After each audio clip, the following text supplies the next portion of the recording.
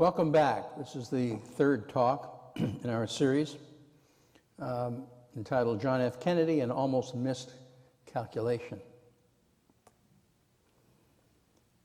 On the night of October 27, 1962, SAC bombers armed with nuclear weapons, each with 70 times the destructive power of the bombs dropped on Hiroshima, circled the Arctic skies. Each had designated targets within the Soviet Union. Nearly 100 warships maintained quarantine in the Caribbean as more readied for invasion, and U.S. destroyers patrolled constantly in the Atlantic with enemy submarines armed with nuclear torpedoes only a few fathoms below them. As the 5th Marine Expeditionary Brigade began boarding the ships to invasion staging areas, 14,000 Air Force reservists that had been called in that night were saying goodbyes and moving to their active duty stations. At all times, military aides were within a 90-second hail of the president, handing off to each other every 8 hours the black vinyl satchel known as the football, which contained the codes that the president alone had the authority to use, and that if used would unleash a rain of nuclear bombs. Watching the sun set that Saturday night, Defense Secretary Robert McNamara wondered if he would live out the week. As most of the nation slept unaware that night, we were within a hair's breadth of nuclear annihilation. How do we come to this? Where had it all begun? The eminent historian Barbara Tuchman once observed that all war is the result of miscalculation. She wrote of this eloquently in The Guns of August, a one-page history devoted entirely to the first critical month of World War I, the month of August 1914.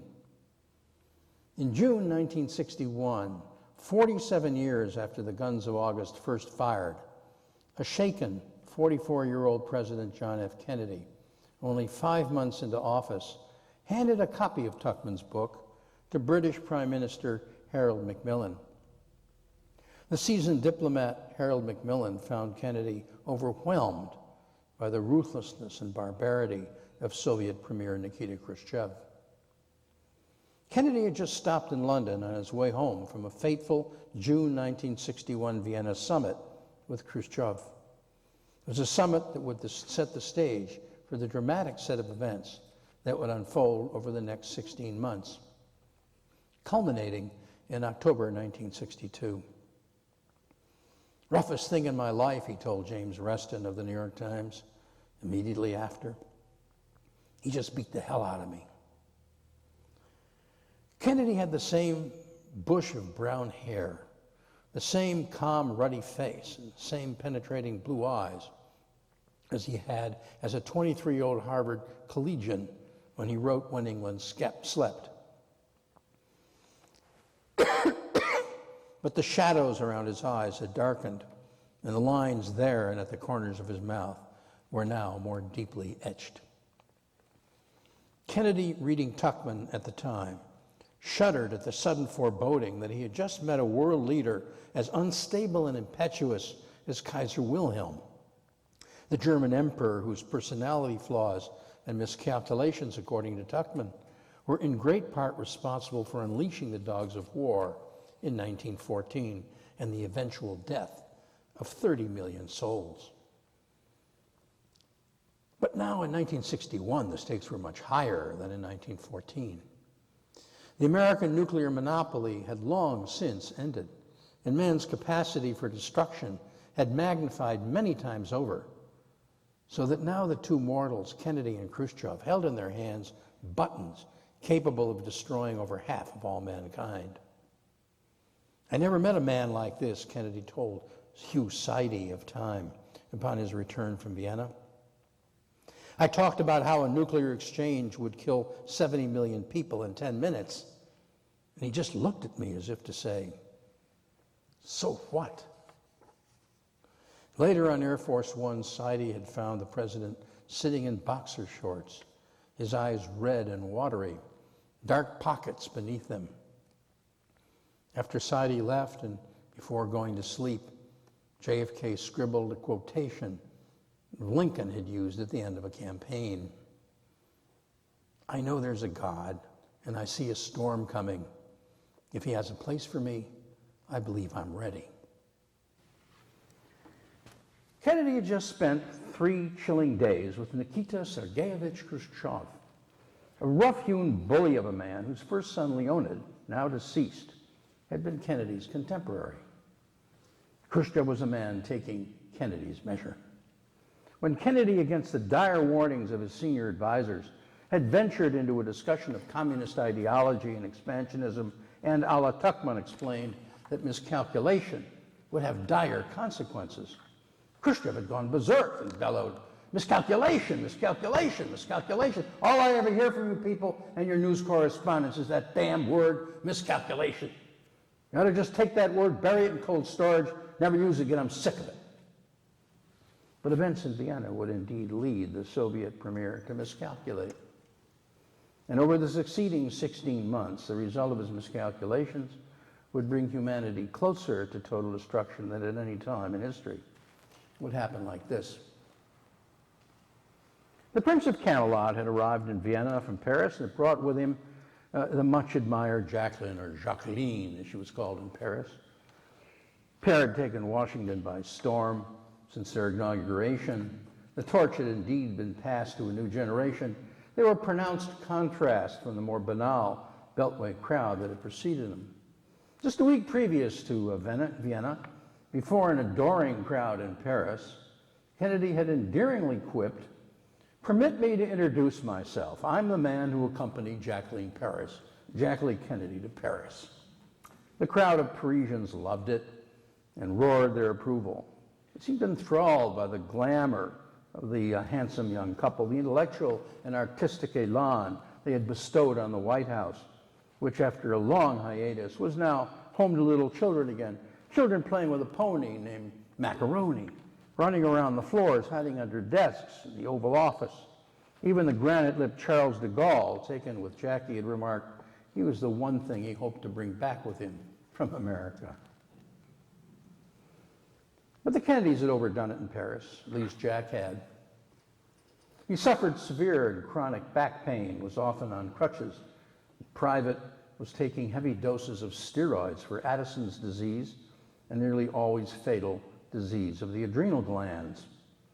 And he was secretly receiving daily doses of medically questionable injections, which included Novocaine, amphetamines, and steroids from the so-called doctor to the stars, Max Jacobson.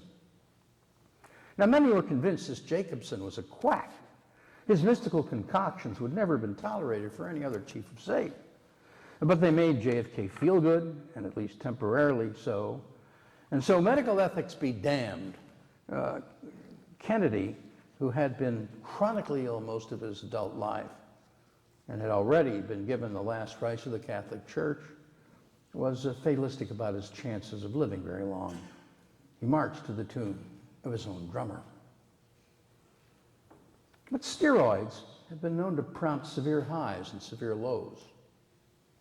All of this may well have subjected the president to drastic mood swings in his first one-on-one with the Soviet premier.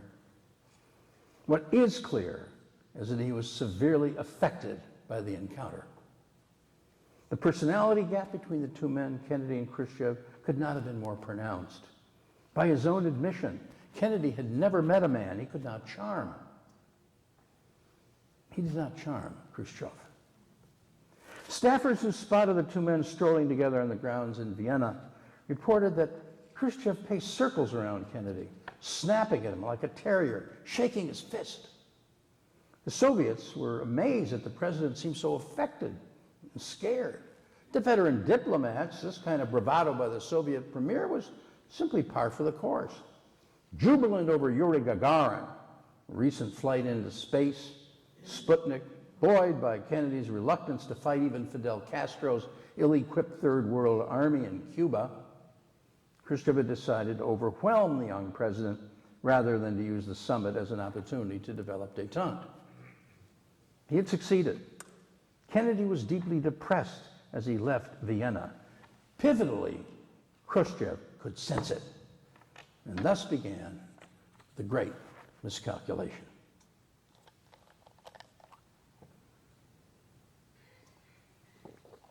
Nikita Sergeyevich Khrushchev, 23 years Kennedy's senior, first saw the light of day in 1894 in a mud hut with a thatched roof. He was fatherless most of his young life, son of peasants from Kursk, who had been driven from their land and their home by poverty. The noted English biographer Edward Crankshaw gives a revealing account of Khrushchev's roots. His grandfather was a serf, essentially a slave. Father's lifetime ambition, merely to own a horse, never realized. The infant Khrushchev, writes Crankshaw, was lucky to survive. There was nothing in his background to distinguish him from 100 million other peasants, so primitive and backward in their attitudes and standards, they belong in a different world from ours. 20th century world to which shock and dismay would soon learn of the pent-up violence into which the infant Khrushchev was born. By the time John Fitzgerald Kennedy was born into lace-curtain Irish comfort in 1917, Khrushchev had not only lived through Tuchman's month of August 1914, he had survived the First World War and the 1917 October Red Revolution as well. He had become a ruthless and violent Red Army Bolshevik. Kennedy's youth, in stark contrast, was passed among the elite, the intelligentsia. Dutifully followed his brothers into the Tony Prep School of Choate, and then into Harvard. Khrushchev left school at 9 to herd the village cows. He emerged alive from the savage Battle of Stalingrad, which would turn the tide in the East in the Second World War. He'd go on to survive innumerable Stalinist purges and the assassination of most of his Politburo colleagues. He was, in fact, suspected of having engineered a number of them himself.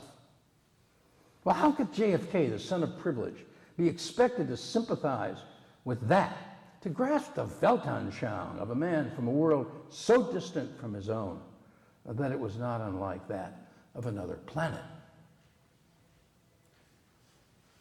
JFK had been shattered. A week earlier, Kennedy and his glamorous entourage had arrived at the airport in Vienna amid great fanfare. Khrushchev's, quite unlike the dazzling Camelot caravan, had arrived in Vienna quietly by train, met by only a small group of party apparatchiks.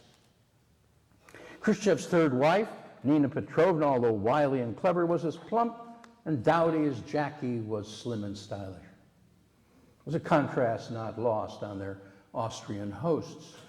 Khrushchev was not amused. The contrasting receptions and appearances may well have added to his displeasure. His skepticism was understandable. He was, after all, a self-made man who had slashed his way from a legacy of virtual serfdom in Kursk to the top of the Presidium, possibly the most deadly political charnel house on the Asian or European continents, both of which it spanned. And now, here in Vienna, he sat face to face with a fop, no older than his first son, Leonid. Kennedy appeared to him as a callow youth, with a smile right out of a toothpaste ad, with a full shock of hair and an unlined youthful face to match.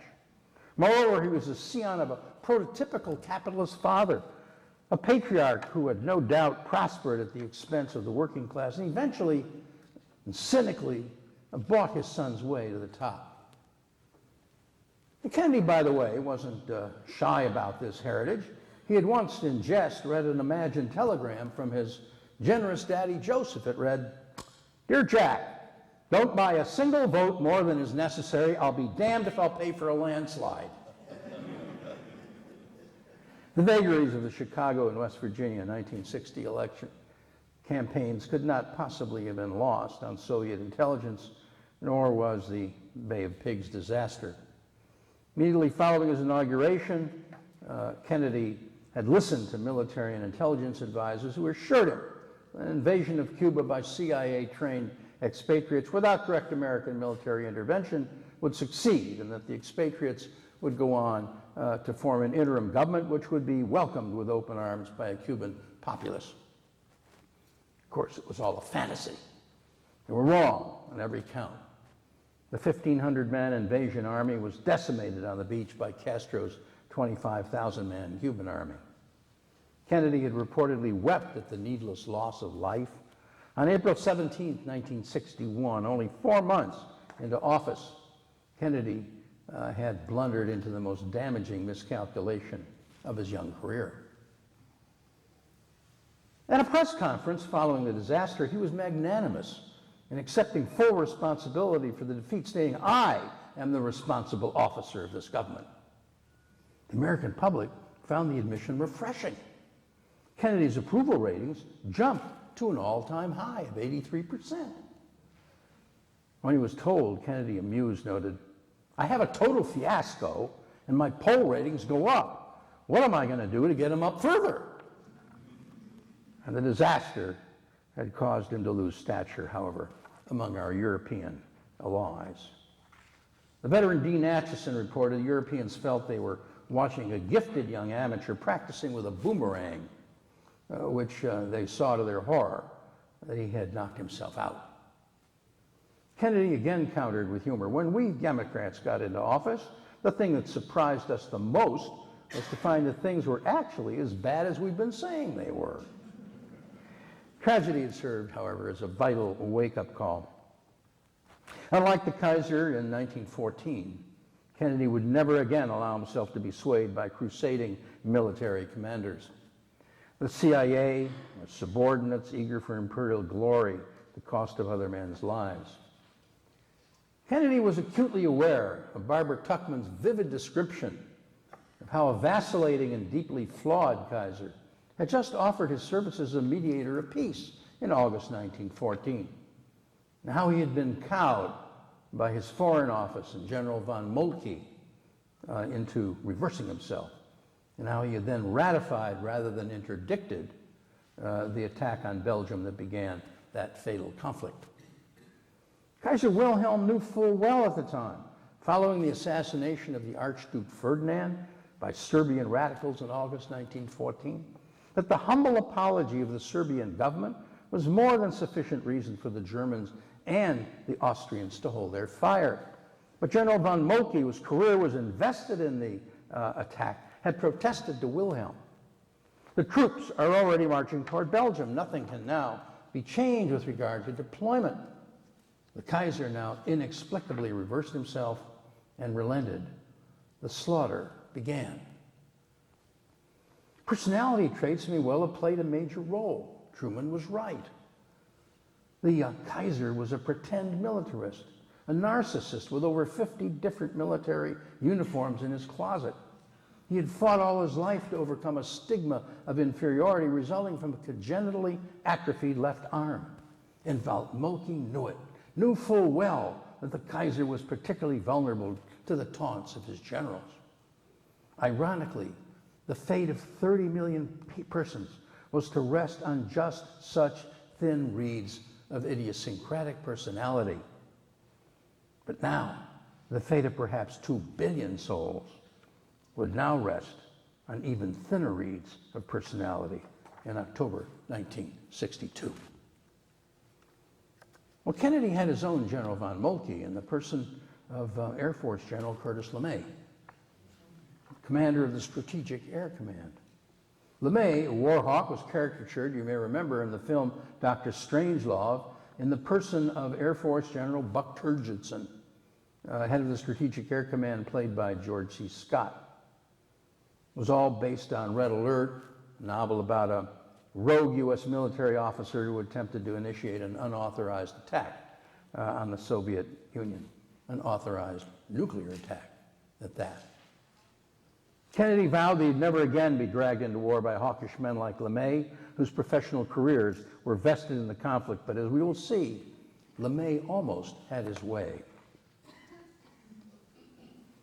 JFK's appointment of RFK, Robert Kennedy, as his Attorney General was widely criticized as cynical nepotism.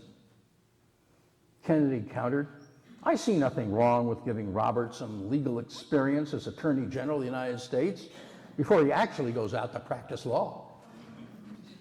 Later, an attorney wrote Kennedy suggesting that Robert, due to his racket-busting experience, would make a better president. "I consulted Bobby about it," replied JFK, "and to my dismay, the idea appealed to him." From here on in, however, Bobby would prove to be JFK's closest confidant, and his secret mission on October 27th, as we'll see, would ultimately prove quite significant. Kennedy's first ordeal by fire would be Berlin. The missile crisis would follow. Robert Kennedy, now his brother's key advisor, established a critical back-channel relationship with Georgy Bolshakov, a hard-drinking, clownish, barrel-chested Secret Service officer at the Soviet embassy in Washington. Bolshakov enjoyed a special relationship with Khrushchev. He was a drinking buddy of Khrushchev. Robert Kennedy's meetings with Bolshakov and later with Ambassador Dobrynin, when Bolshakov fell out of favor, would prove critical in what transpired over the next 16 months. Bobby warned Bolshakov that JFK preferred death to surrender. In an attempt to buttress that impression himself, JFK now approved a $3.5 billion military buildup, asked Congress to triple draft call up reserves, fund preparation of fallout shelters for nuclear war. On July 25, 1961, he announced publicly that he would not permit Premier Khrushchev to end our commitment to West Berlin. That reserves were being called up, fallout shelters would be built, and finally, to sum it up, we seek peace, we shall not surrender. Upon reading the talk, Khrushchev called Ambassador John McCloy to his dacha in the Black Sea and defiantly announced that the United States had just declared preliminary war in the Soviet Union. Soviets had a 100-ton, megaton hydrogen bomb, the largest in the world, and his scientists were eager to use it. He would sign a German peace treaty no matter what. Access would be cut off to Berlin, and the United States would have to make a deal with East Germany. "If you try to force your way through," he blustered, "we will oppose you by force. War is bound to be thermonuclear, and though you and we may survive, all of your European allies will be completely destroyed." In a Bolshoi Theater performance by Margot Fonteyn, great ballet dancer, in Moscow between Fontaine's pirouettes and pliés, he warned an aghast British ambassador, Robert, that if the Western powers sent new forces to Germany, he would respond 100-fold.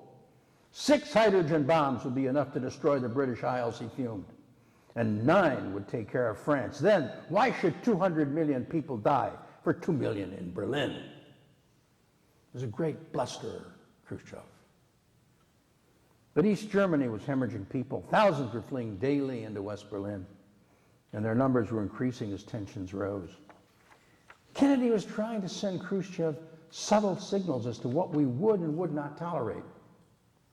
On Sunday morning, July 30th, Senator Fulbright, who was then head of the Foreign Relations Committee, remarked on television, "I don't understand why the Germans don't close the border, because I think they have the right to do it."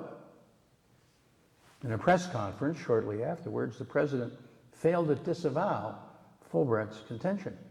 The president then admitted privately to Wall Rostow, perhaps a wall might be erected, and if so, we could do nothing about it. Well, Khrushchev finally got it. He now privately told his generals, "We'll put up serpentine barbed wire, and the West will stand there like dumb sheep. And while they're standing there, we'll finish the wall."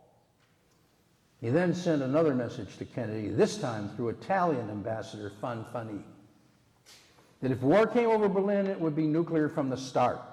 As intended, the shock Fanfani reported the threat from Khrushchev, but significantly, there was no rejoinder from Kennedy. Predictably then, on the weekend of August 11th, heavily armed Soviet troops suddenly appeared at the perimeter of West Berlin, armed with bullhorns, jackhammers, and axes. As Khrushchev had boasted, first barbed wire did go up, and then before anyone could react, the wall was erected. When the news spread in East Berlin, thousands fled to subways and train stations, only to be told it was too late. Some shouted, others were arrested, many wept. Privately, Kennedy told his aides, You know, a wall's a hell of a lot better than a war. He was relieved, actually. Perhaps the most dangerous miscalculation of the 20th century, that of Khrushchev in Cuba, was still to come. Been launched at the Bay of Pigs, confirmed in Vienna, now been ratified in Berlin, where, as he boastfully predicted, Kennedy and his allies had indeed stood around like dumb sheep as the wall went up. But were these impressions by themselves enough to trigger Khrushchev's great gamble in the Caribbean? I feel that not. No comprehension of the miscalculations that led the world to the edge of the nuclear cataclysm is possible without an understanding of the mounting dilemmas confronting Khrushchev throughout the entire period. First, on the domestic front, there had been poor harvests.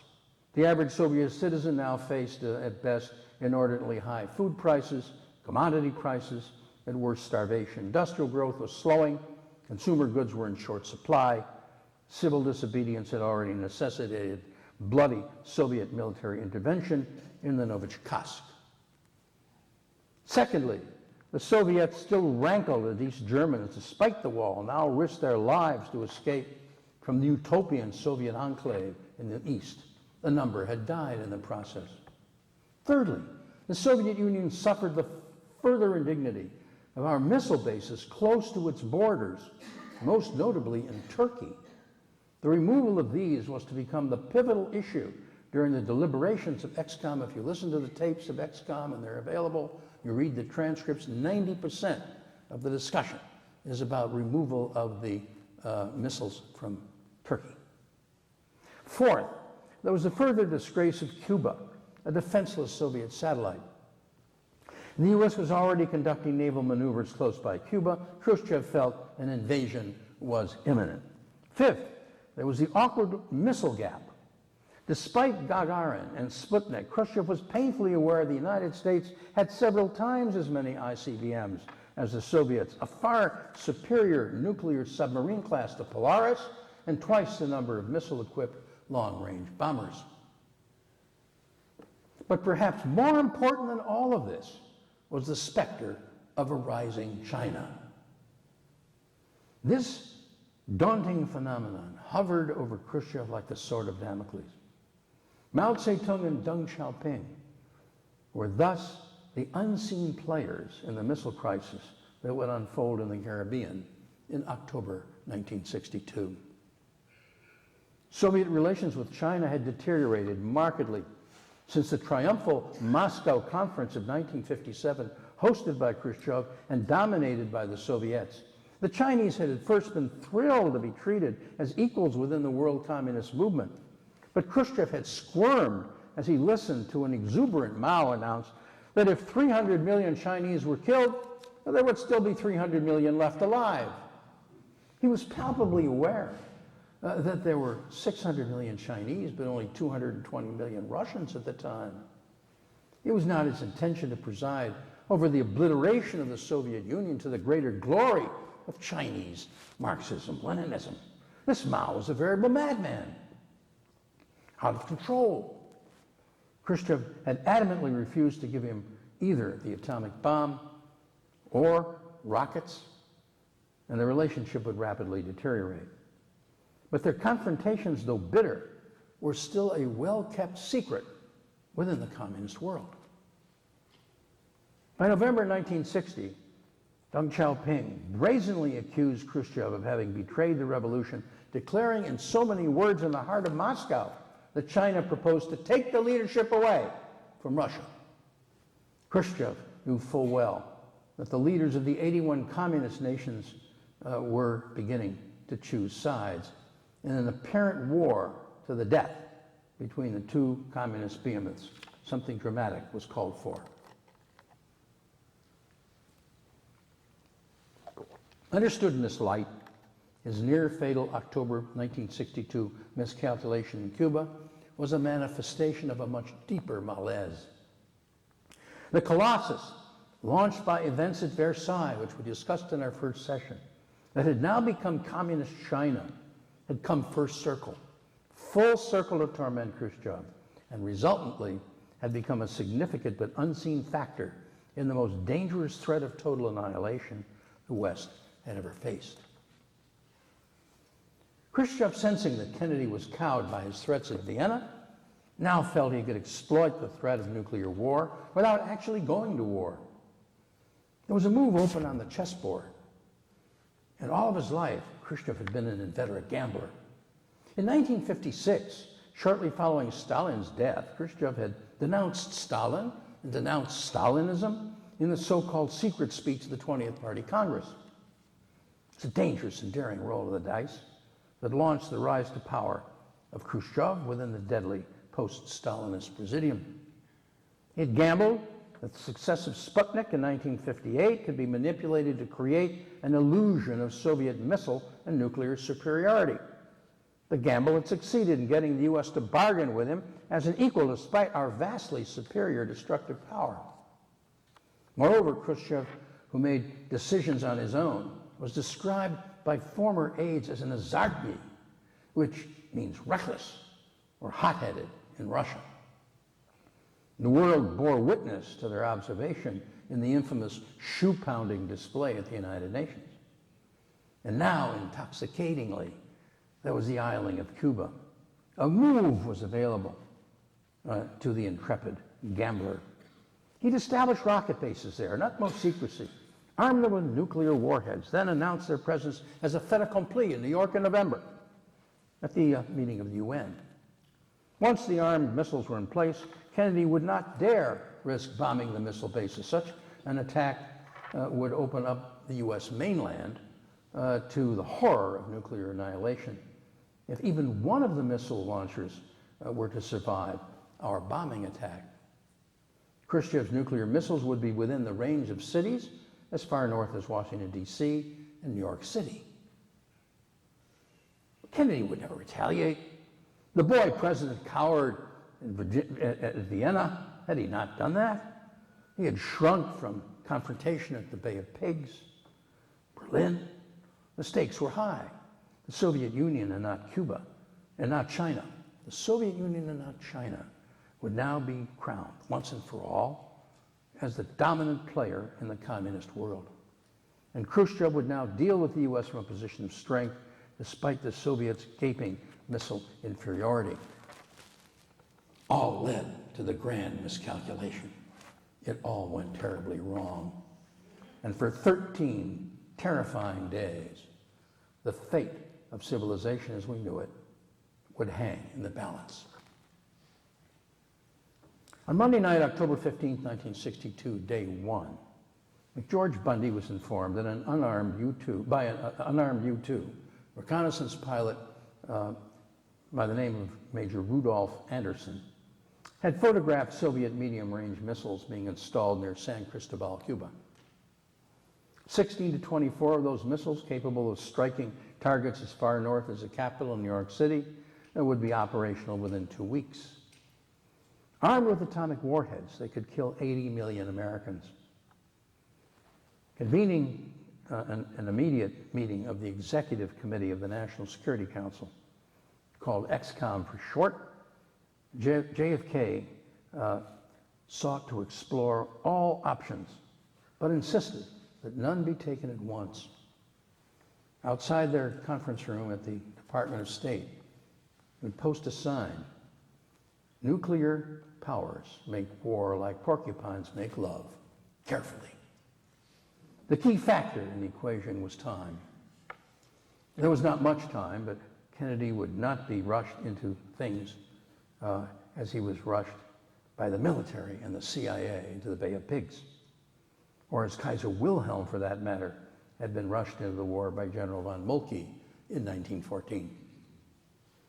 The president's initial inclination was for an immediate airstrike, but he purposely absented himself from the first few XCOM meetings. Collegial sense of shared responsibility was crucial. When SAC Commander Curtis LeMay remarked that the president was in pretty bad fix, Kennedy immediately snapped back, "You're in there with me." No difference to rank or quarter was given. Witness this tense colloquy between Dean Acheson, formerly Harry Truman's Secretary of State, and who was a military airstrike advocate, immediate military airstrike. Well, what will the Soviets do in response, Acheson was asked. Well, I know the Soviet Union pretty well, he replied somewhat arrogantly. I think they will knock out our bases in Turkey. Well, what will we do then?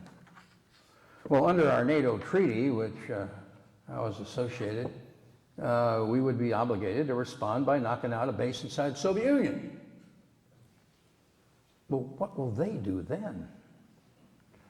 Why then, Acheson replied with some degree of irritation, but a little less sure of himself, that's when we hope cooler heads will prevail and they will want to talk.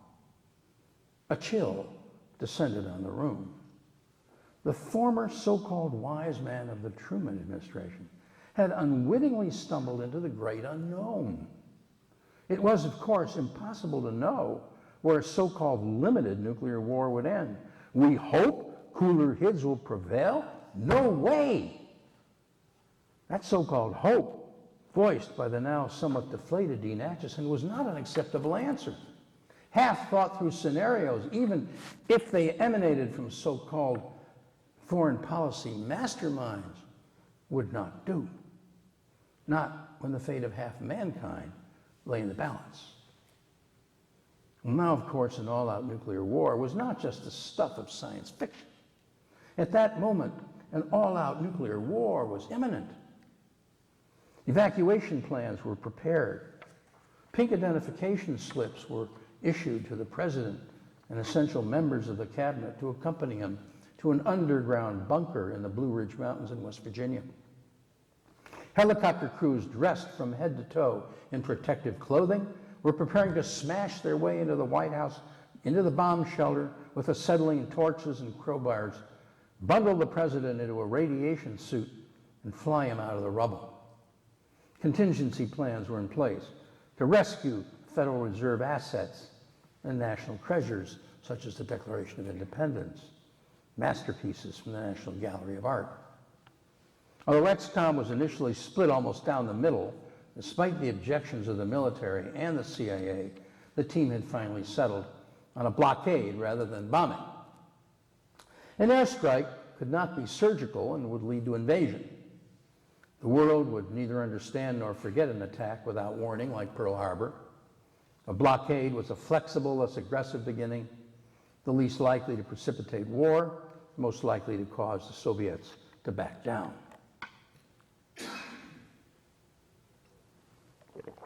Khrushchev had deceitfully represented in writing numerous letters to Kennedy.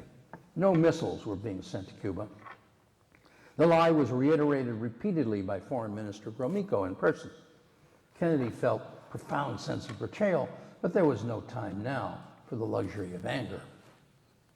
Ominous things were happening on the ground, in the air, and at sea, happenings that would strongly support the first strike option. It would soon go to DEFCON 2. That's Defense Condition 2, an alert never before reached in the 16-year history of the Strategic Air Command. DEFCON 1 is war. We were that close. There was no evidence whatsoever the Soviets were backing down. 22,000 Russians in Cuba were still working frantically to make the missiles operational. Unbeknown to U.S. intelligence, the Soviets had already installed nuclear warheads on ground-to-air missiles only 15 miles away from our base at Guantanamo and the invasion beaches. They could reach the invasion beaches in seconds. The dangers of an accidental nuclear confrontation were mind-boggling. 162 Minutemen missiles in underground silos in Montana, under the command of LeMay, had already been assigned targets in the Soviet Union. Their missile crews were on maximum alert. They could all be launched in 32 seconds by the mere push of a few buttons. And LeMay, who had already accused the president of a Munich-like retreat, might well prove to be a loose cannon. Loaded B-52 Stratocruisers with assigned Soviet targets, also under the command of the manic LeMay, were already in the air. Their crews were resigned to the fact that it was unlikely that they would accomplish their whole mission, as a nuclear exchange would probably mean that the world as they knew it would be at an end. And we had 1,200 planes carrying 2,858 nuclear warheads to back them up. In a work entitled The 20th Century Book of the Dead, Gil Elliot, an enterprising Scottish writer, calculated that in the 20th century alone, 100 million people had been destroyed already through human violence.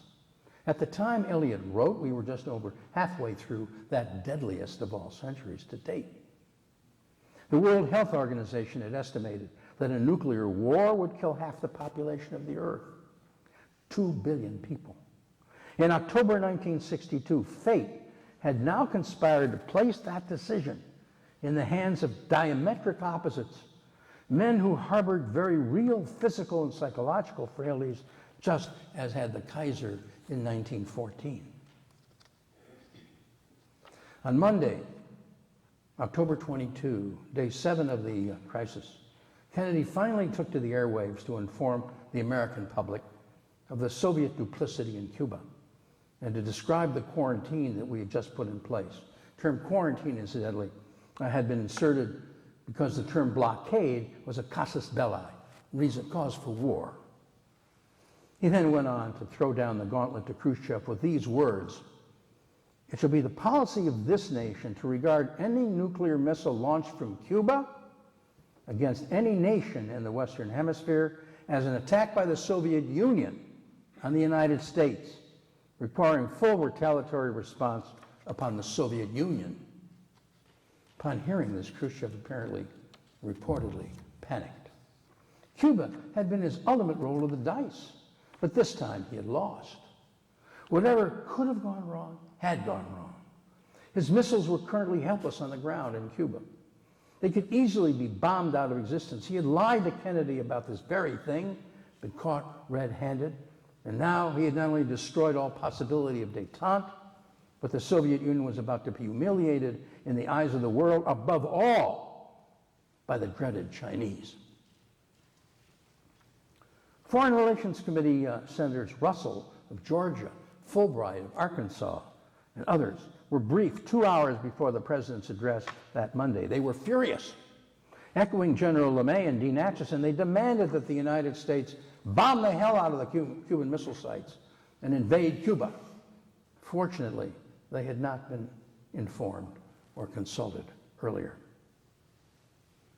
The American public's reaction to Kennedy's speech was immediate, and it was drastic. Some sought to flee, others to hide, resupply their fallout shelters. Panic buying ensued. Fistfight broke out in Los Angeles over the last can of pork and beans in the supermarket. Washington, the basement of the National Cathedral was purposely flooded as an emergency reservoir. Gallows humor began to circulate, mocking as hapless civil defense films, instructing students to hide under their desks. A continent apart, Khrushchev had become irrational, threatening that Soviet submarines would sink any American vessel, forcing a Soviet ship to stop. As he did so, 2 Soviet ships were within a few miles of our quarantine barrier. A Russian submarine then moved into position between the 2 ships. Helicopters from the carrier Essex hovered overhead, carrying anti-submarine weapons. Robert Kennedy would write of those moments, quote, "I think these moments were the time of gravest concern for the president. Was the world on the brink of a Holocaust? Was it our error? Was there something further that should have been done or not done?" The president's hand went up to his face, covered his mouth. He opened and closed his fist. His face seemed drawn, his eyes pained, almost gray. We stared at each other across the table. For a few fleeting seconds, it was almost as if no one else was there, and he was no longer the president. Inexplicably, I thought of when he was ill, almost died, and when he had lost his first child, when we learned that our older brother Joe had been killed, of personal times of strain and hurt, The voices droned on, but I didn't hear anything until I heard the president say, "Isn't there some way we can avoid having our first exchange with a Russian submarine? Almost anything but that." "No, there's too much danger to our ships. There's no alternative," said McNamara. 1,000 miles away in the vast expanse of the Atlantic Ocean, the final decisions were going to be made in the next few minutes. President Kennedy had initiated the course of events, but he no longer had control over them. And then at 10:25 a.m., a messenger brought in a report to John McCone. Soviet ships at the edge of the quarantine had stopped, had turned back. There was a momentary sigh of relief. It was short-lived. Kennedy would later say that it seemed to him at that point that the odds of the Soviets going to war were between 1 out of 3 and even.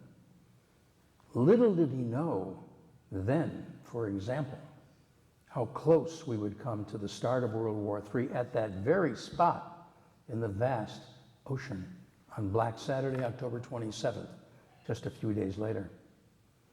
He did not yet know of a submarine commander named Valentin Stavisky, nor did Khrushchev.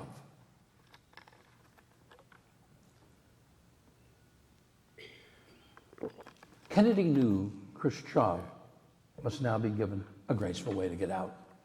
With Tuchman's prescient guns of August, no doubt, ever on his mind, Kennedy informed Khrushchev how national leaders had stumbled into World War I. In doing so, he again used the very word that had sent Khrushchev into a fit of paroxysms of rage. Vienna, miscalculation. "The great danger and risk of all this," he wrote, "is a miscalculation, a mistaken judgment." Khrushchev was now well aware that he had blundered into what could well become the greatest miscalculation in the history of mankind. As tension built on Wednesday morning, day 9, Kennedy had issued orders to sink any Soviet sub interfering with the quarantine. That order almost proved fatal. On day 9, the Soviet ships nearest Cuba had stopped, but they had not turned back, and the crisis was far from over. Soviet missile assembly work in Cuba still went on at full speed. 1,000 blanket bombing sorties had already been planned by LeMay for the first 2 attack days alone. JFK had not given in to LeMay to bomb and invade, but it was becoming increasingly difficult to fend him off, and the danger of a confrontation at sea was still ever present. On Friday evening, day 11, a long, rambling letter from Khrushchev finally arrived. Amidst a series of polemics, there at last appeared a reasonable settlement proposal. The missiles would be withdrawn from Cuba if the United States agreed not to invade Cuba. Well, that was an acceptable way out. Amid high hopes, ExCom began working up an immediate response.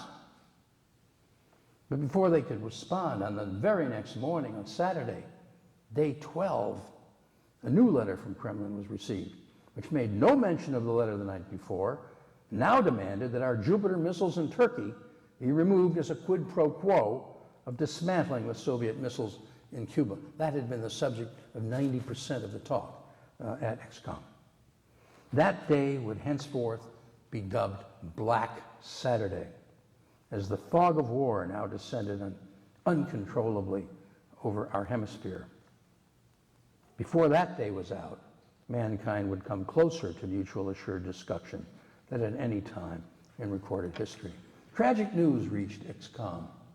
Major Rudolph Anderson, Jr., the very U-2 pilot who had discovered the Soviet missiles, had now been shot down, killed by SAM missiles over Cuba. The kill had not been authorized by Khrushchev. It had been ordered by a subordinate anti-aircraft commander who took matters into his own hands. Soviet orders were unclear. General Plyev, the commander on the ground in Cuba, had been unable to reach Khrushchev for instructions because of poor communication lines. Khrushchev was greatly alarmed when he was informed. He reprimanded Plyev severely. Both Kennedy and Khrushchev were now sensitized to the very real possibility that a runaway commander, a von Moltke, a Plyev, a LeMay, even a Cuban subordinate on either side could easily touch off a nuclear cataclysm. Then came perhaps the most critical Kennedy command decision of all. Kennedy finally determined to bypass XCOM as a deliberative body. There were too many conflicting opinions. Although he had previously agreed with XCOM to counter any shot down U-2 with a retaliatory strike on SAM sites, Kennedy now countermanded that decision. No matter how justified such retaliation might now seem, the result could well be followed by Soviet air action. In response, there would come a full retaliatory airstrike by us, an invasion by U.S. force already assembled in Florida and codenamed Scabbard. The likely aftermath of an airstrike by us was key. The president would not let the ultimate decision to unleash the dogs of war be taken out of his hands by Curtis LeMay, his general staff, or the CIA, just as it had been taken out of the hands of a vacillating Kaiser Wilhelm by General von Moltke in August 1914. Khrushchev must be given time. But some things were beyond Kennedy's control. For on the night of that fateful Black Saturday came yet another blow. A U-2 on a routine flight taking air samples over the Bering Strait was confused by the aurora borealis, encountered navigational difficulties, and wandered into Soviet airspace. Soviet MiG fighters were scrambled. Could not have happened at a more critical moment. Had the MiGs located the U-2 before it scrambled back to U.S. territory, the flashpoint of World War III could have been reached right then and there. The XCOM members, hearing that the U-2 was lost late that night, were devastated. Had fate now conspired with the magnificent glowing technicolor heavens over the Bering Strait to finally deliver the last straw to the survival of civilization? Ted Sorensen wrote, "Our little group, XCOM, seated around the cabinet table that Saturday, a continuous session, felt nuclear war to be closer that day than at any time in the nuclear age." By a stroke of luck, the U-2 recovered its navigational bearings just in time over the Bering Strait to avoid the MiGs, but the threat was far from over.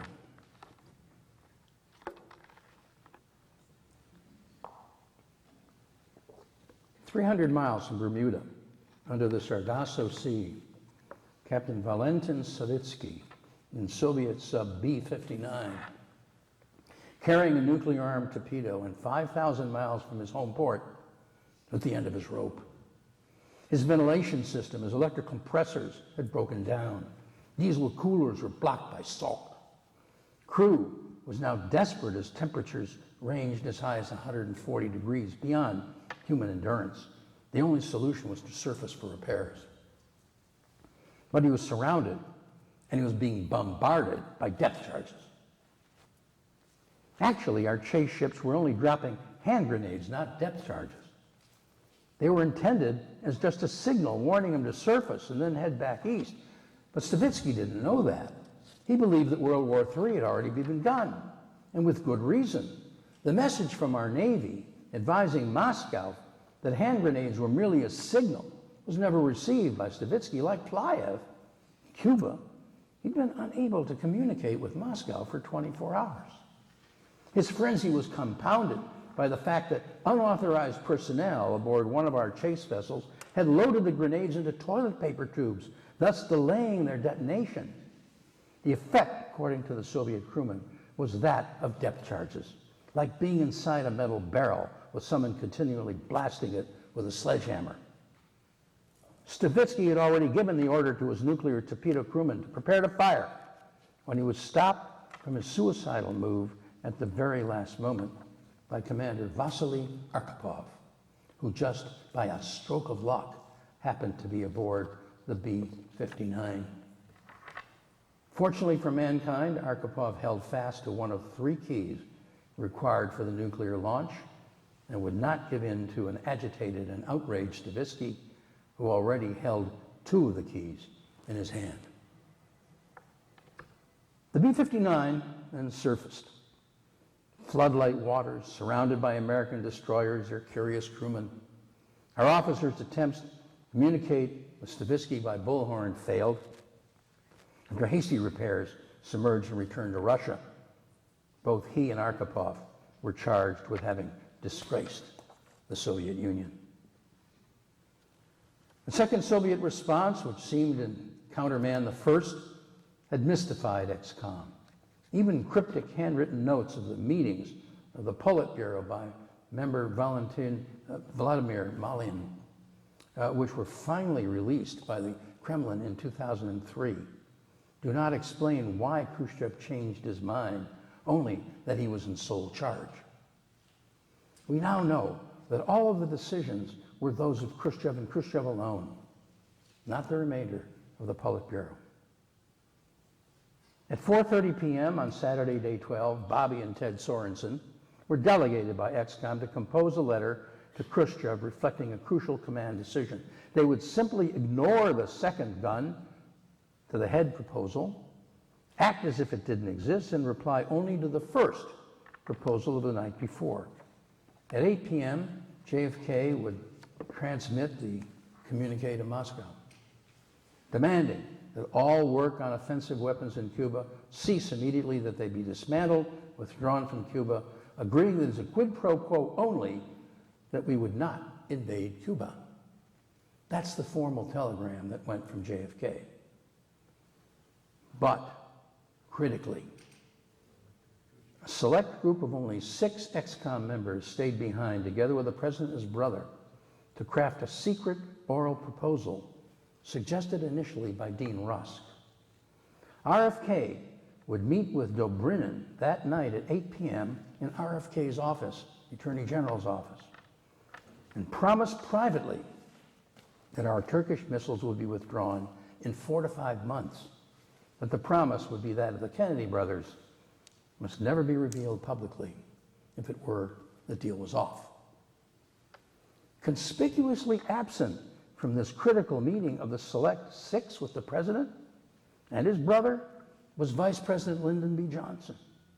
Johnson would go to his grave unaware of the secret deal, believing that JFK had toughed it out with Khrushchev. More of this in next week's session. Robert Kennedy's meeting with Dobrynin at 8 o'clock lasted only 15 minutes. It was critical not only for what was said, but for what was not said. Dobrynin did not like Robert Kennedy. In Robert Kennedy's one visit to the Soviet Union, RFK had been arrogant, had been rude. He'd gone out of his way to offend his Russian hosts.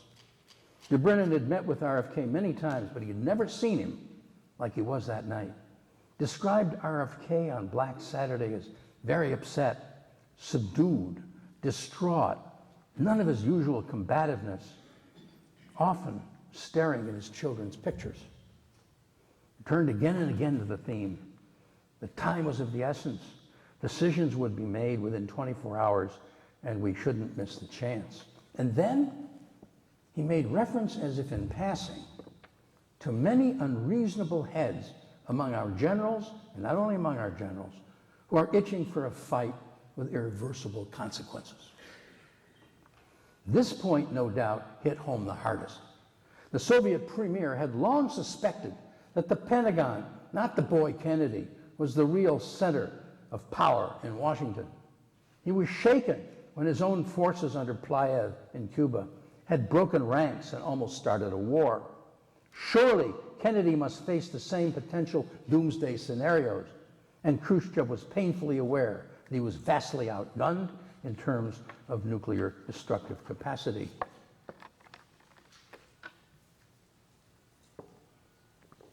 After all, he thought, he had never intended to actually drop a bomb. The game was merely to gain tactical negotiating superiority by holding the imminent threat of nuclear war over the head of the frightened young John Kennedy. The youth, his own first son's age, the fop he had terrified at Vienna. He would extract concessions without firing a shot and then theoretically rise to the peak of the communist world, leaving the vaunted Chinese in the dust. But in Washington, pressures were now mounting dramatically as over 1,000 pickets marched in front of the White House, demanding that we bomb Cuba, and pressures from Congress and within ExComm for retaliation and invasion were increasing as the Soviet work in Cuba, 90 miles off our shore, went on unabated. Under relentless pressure from his general staff, the president now reluctantly gave in to LeMay and the ExComm hawks, and finally authorized an airstrike on the missile sites, but not until Tuesday, which would have been day 15, to be followed by an invasion of Cuba 1 week later. Late on Black Saturday night, after the communiques were sent and delivered, and as the country slept, ExComm stopped work, physically and emotionally drained, knowing that the next day, Sunday, day 13, would be decisive and perhaps their last day on Earth. The rest of the tale is well known. Witness the fact that we're here talking about it today. In short, Khrushchev relented, and he couldn't get the news out fast enough. By written communique wasn't enough, so he did it by radio.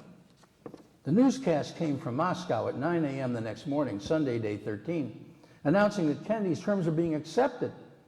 The missiles were being dismantled, would rapidly be withdrawn. What then was the bottom line? We had in fact given in to Khrushchev's second demand, but in secrecy. Was that definitive? Probably not, actually. There are indications in the Malin notes of the Presidium meetings that morning and the day before that Khrushchev had already passed the Rubicon and would have given in without the Turkish missile removal. He was thrilled, however, with the Dobrynin telegram and would never reveal the secret deal to the world. And critically, Lyndon Baines Johnson would never know. Following Khrushchev's concession, the Chinese would soon ascend to the dominant position within the communist orbit. They would denounce Khrushchev's surrender as a fiasco and Khrushchev as a weak revisionist, encouraging the arrogance of American imperialists. The Chinese would never again be viewed as an upstart secondary power. Both North Korea and North Vietnam would view Khrushchev's acts as a betrayal of a communist ally, and they would now look for a time to China, not the Soviet Union, for military assistance. Khrushchev's adversaries in the Politburo would eventually denounce him as an impetuous and reckless gambler, and indeed an Azarki, whose harebrained, reckless schemes had foolishly brought the country to the brink of humiliating and disastrous nuclear conflict. It was the beginning of the end of his reign for Nikita Sergeyevich. 2 years later, he was removed from power. Kennedy now breathed freely for the first time in 13 days, wisely ordered ExComm not to brag publicly or claim victory. It was all over. When he entered ExComm, the boardroom, that Sunday morning, he was given a standing ovation. George Ball was reminded of a painting by Georgia O'Keeffe, you may all know it, of a rose growing out of an ox skull. Life had magically emerged from the shadow of death. Curtis LeMay, who would later run for vice president on a ticket headed by George Wallace, characterized it as the greatest defeat in history we should invade today. Fidel Castro had already insanely written to Khrushchev, urging him on and vowing that he was fully prepared for the ensuing suicidal nuclear holocaust to save socialism. Now, cursing Khrushchev, he furiously kicked the wall, smashed a mirror when he heard the news of the Soviet surrender. But the world was safe, at least for now. And so it was that Jack Kennedy, Joe Kennedy's second son, boy wonder from Choate, Harvard, matured rapidly in the cauldron of the presidency during a period of 16 months following Vienna. His learning curve had been steep, and it had been treacherous. But taking a page from a seminal work on the outbreak of the First World War, he had succeeded in avoiding the deadly Armageddon of all-out nuclear war, despite CIA, general staff, congressional leaders spoiling for battle in a world seemingly gone mad. Mutual assured destruction was an outcome which could easily have resulted from even one missed calculation by his own staff or by that of his tempestuous counterpart, the rough-hewn bully, the intimidating peasant child without a history, the inveterate gambler out of a mud hut with a thatched roof in Kursk. The players on the opposite ends of this chessboard were as unlikely a pair of adversaries as our world has ever known. Ironically, they had been locked in a demonic chess game, bound together by each other's frailties, each held hostage to the miscalculations of the other. But through it all, the 35th President of the United States had come of age. We were not at war. And somewhere, no doubt, Barbara Tuchman was smiling. Thank you.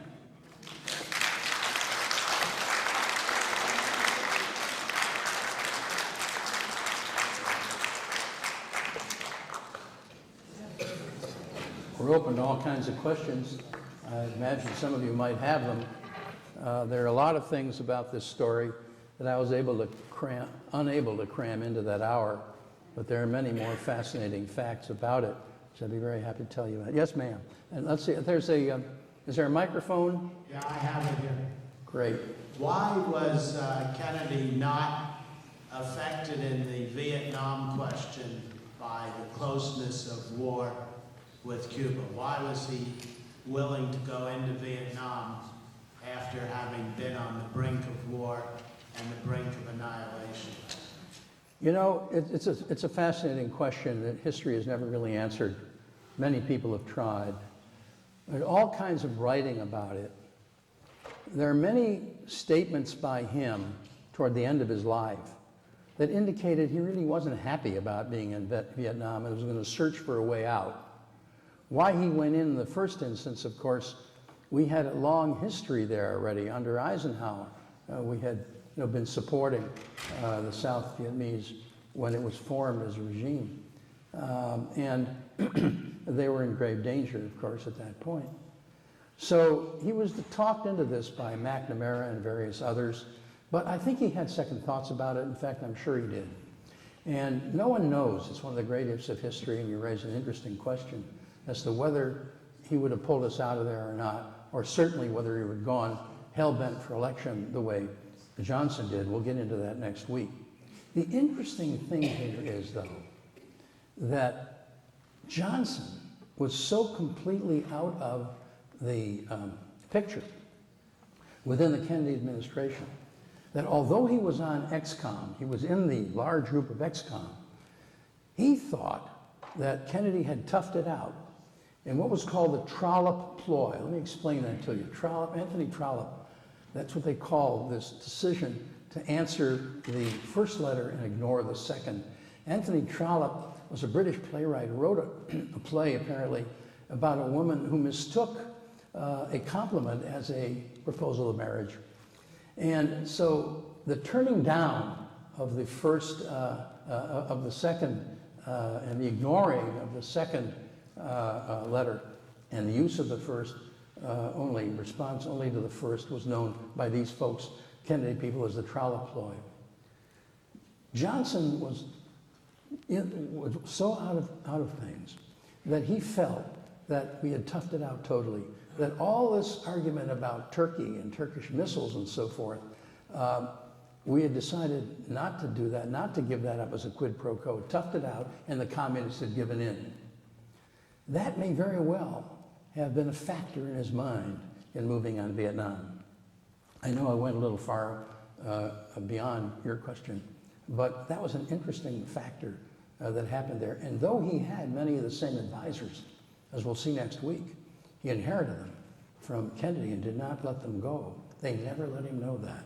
And he went to his grave thinking that Kennedy had toughed it out with Khrushchev and gotten through. All these are very interesting personality factors that go into this. Yes, sir. What was the role of the United Nations in this? I remember there was a lot of... Yeah, there is. That's a good question. What was the role of the United Nations? Very good question. In point of fact, there were many ploys that Kennedy had in mind, and one of them was the United Nations. And what he had already done is dispatched a message to the Secretary General of the United Nations that the Secretary General of the United Nations would if Khrushchev had not given in to this letter that he had written, the Secretary General of the United Nations would then have proposed, at Kennedy's urging, that we give up our missiles in Turkey.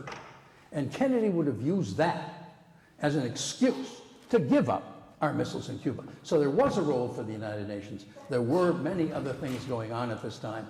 That was one of them. Incidentally, a second thing he had done was the Brazilian ambassador to Cuba. Brazil was on very good terms with Cuba. Had already been contacted by Kennedy to try to set up a meeting between Kennedy and Castro. The Brazilian ambassador to Cuba was already there. That would never have come to anything, I'm sure, because Castro was a madman. But the reach out to the United Nations could very well have been the answer to this, because Kennedy would have given in to that.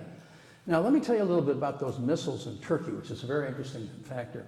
We had a bunch of missiles in Cuba called Jupiter missiles, and they were on-the-ground missiles, so they were eminently vulnerable to air attack.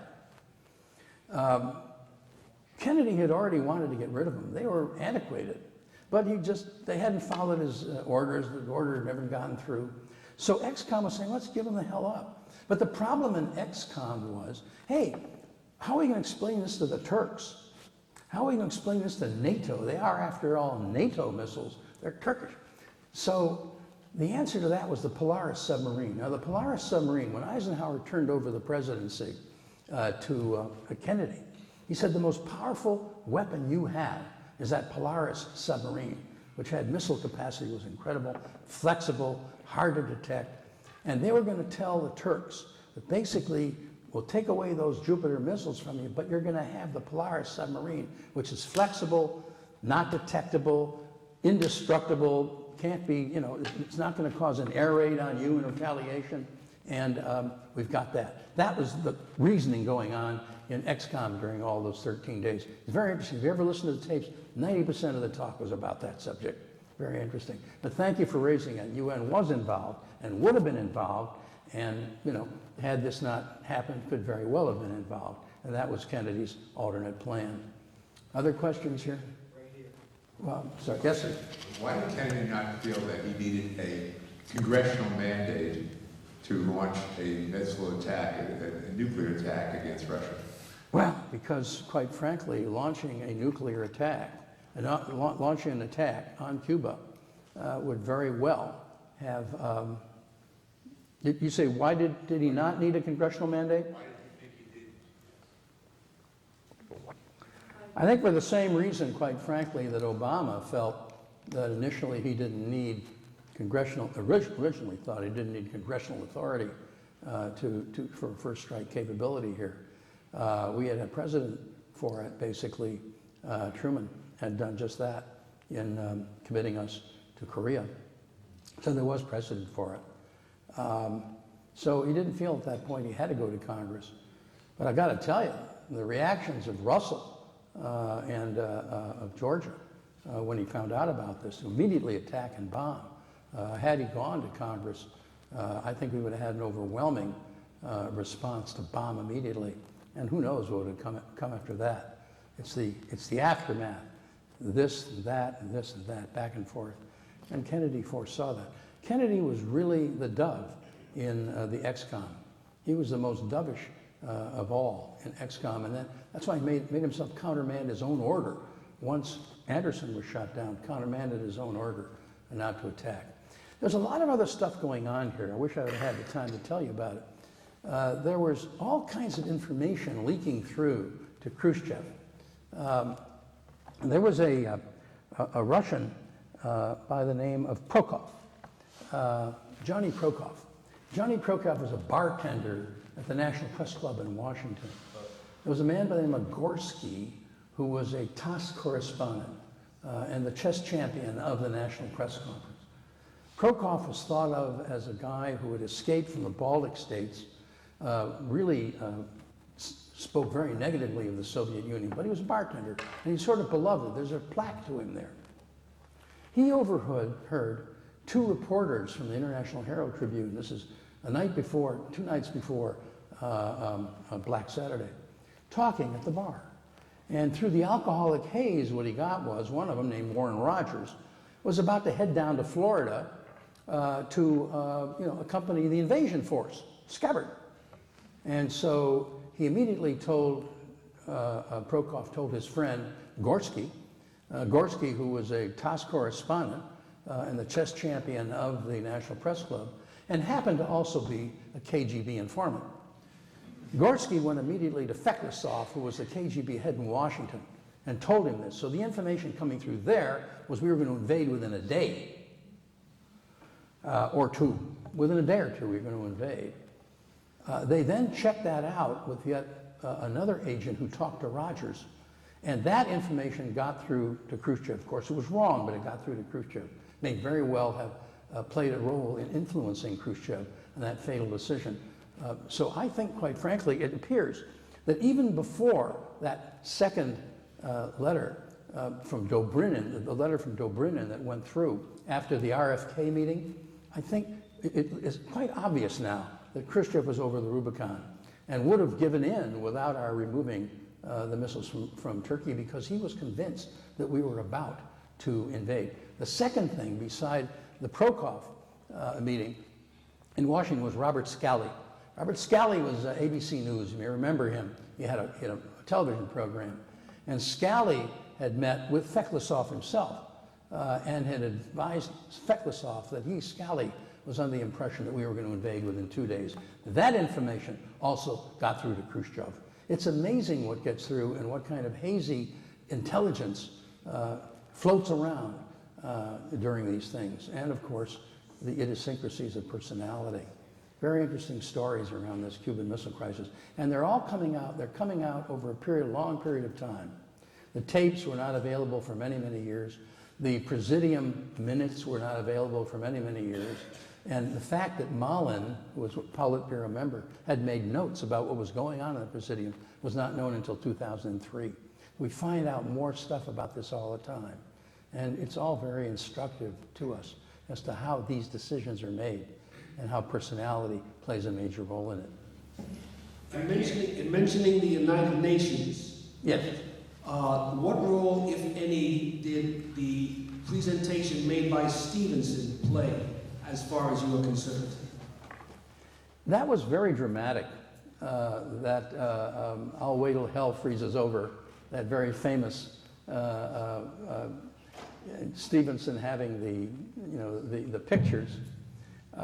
It had a tremendous effect on the non-aligned nations. It was proof of the fact that this is what was going on in Cuba. Did it change the 81 communist nations that really were of major concern to Khrushchev? I don't think so. I think, quite frankly, those communist nations were looking for the bully that Khrushchev was ostensibly showed them in his personality. So I think Stevenson, was effective as far as we were concerned, effective as far as the non-aligned nations were concerned, but as far as the communist nations in the world were concerned, not necessarily so. They were waiting to see how tough this Khrushchev would really be, because there was a tremendous battle going on within the communist orbit at that time between China and Russia for leadership. Any other questions? Well, you've been a great audience. Thank you. We'll see you all next week. Lyndon Johnson.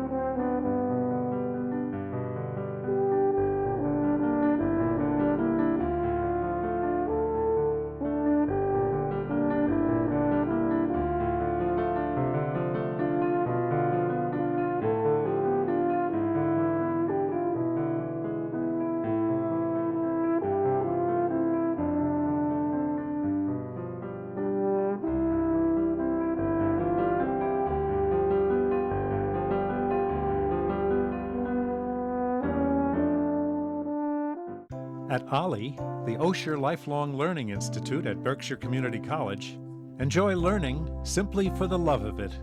Educational partners Williams College, BCC, Bard College at Simon's Rock, and MCLA provide some of our outstanding faculty. Take a class in the arts, history, literature, and so much more. Contact OLLI today. Meet new friends. Keep your curiosity alive.